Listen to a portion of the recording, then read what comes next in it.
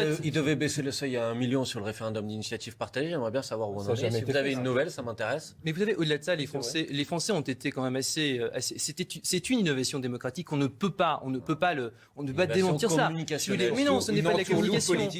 C'est une réalité. Un certain nombre de propositions ont été faites par le président à l'issue de ces initiatives. Alors après, effectivement, on ne peut pas tout reprendre. Mais de là, rien reprendre du tout. Il y a eu de l'arbitrage, il y a eu des arbitrages qui ont été faits. Le problème, c'est que quand vous lancez, par exemple, pour reprendre cet exemple, la Convention citoyenne sur le climat, et vous dites, de toute façon, tout ce qui reviendra, on le reprendra sans filtre.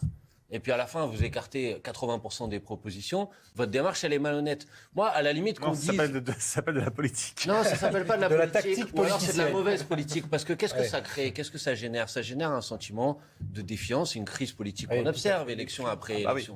Et d'ailleurs, au cœur de cette élection présidentielle, je pense que la question démocratique, elle a peu émergé pour l'instant, mais elle va émerger.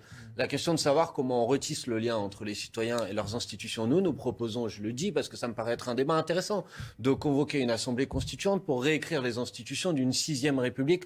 Parce que quand les citoyennes et les citoyens ne croient plus aux règles du jeu, il faut tout simplement les réécrire tous ensemble. Le référendum d'initiative citoyenne, qui est une mesure qui a été portée, qui sont les candidats aujourd'hui qui s'en revendiquent Jean-Luc Mélenchon, mais dans son programme, le référendum d'initiative citoyenne, peut-être d'autres. Hein. Marine Le Pen. J'ai pas de problème à dire qu'il peut y en avoir d'autres qui défendent cette idée. Mais en tout cas, il me semble que la question démocratique, elle doit être au cœur de cette élection présidentielle. Et honnêtement, Emmanuel Macron a un zéro pointé sur le sujet. Reconnaissons-lui tout de même les tentatives d'innovation démocratique. J'ai l'impression que vous reconnaissez toujours les tentatives, vous, mais les résultats, ça on est le premier, Emmanuel Macron est l'un des premiers présidents qui a autant innové sur le plan de l'innovation démocratique. Embrouillé, qui a autant remis le citoyen au cœur du système. Et ça, vous ne pouvez pas le contester. Vous savez, il ne s'agit pas de se substituer à la démocratie représentative.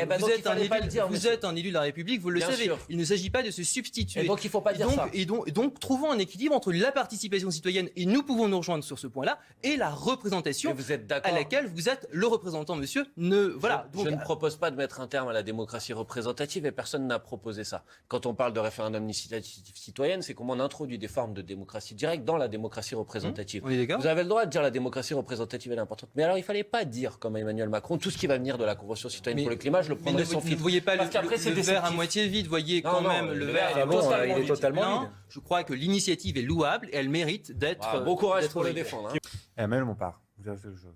Non, je voulais juste dire, au-delà du numéro, parce que je trouve le débat intéressant, 5e, 6e, 7e, si vous voulez. C'était pas prévu, mais c'est pas grave, c'est intéressant. Je trouve que le sujet, en fait, il est, et là, c'est sans doute là le point de notre désaccord, mais je crois que c'est un vrai sujet de débat qui serait intéressant, de savoir si on considère qu'un régime davantage présidentiel, comme celui de la Ve République, doit être un régime de ce type qui doit subsister, ou est-ce qu'au contraire, qu'il faut aller vers un régime qui soit un régime davantage parlementaire, c'est ce que nous défendons, avec notamment la question de savoir s'il doit y avoir des modalités de contrôle. Moi, ce que je reproche aux institutions de la Ve République, si vous voulez, c'est que le président de la République, il est élu une fois tous les 5 ans. Et une fois qu'il est élu, il n'y a plus aucune modalité de contrôle démocratique. Il n'y a plus aucune capacité de lui dire « Ah non, là, vous avez changé d'avis, on n'est pas d'accord, etc. » Et je crois qu'un régime parlementaire, où le Premier ministre et chef de l'exécutif, serait davantage adapté de ce point de vue-là. Premièrement, et deuxièmement, et après je m'arrête, je vois bien vos signes. Non, pas Deuxièmement, quel que soit après ce qu'on veut avoir dedans, je crois que l'idée qui est importante dans le programme de Jean-Luc Mélenchon, de la constituante, c'est-à-dire de l'idée que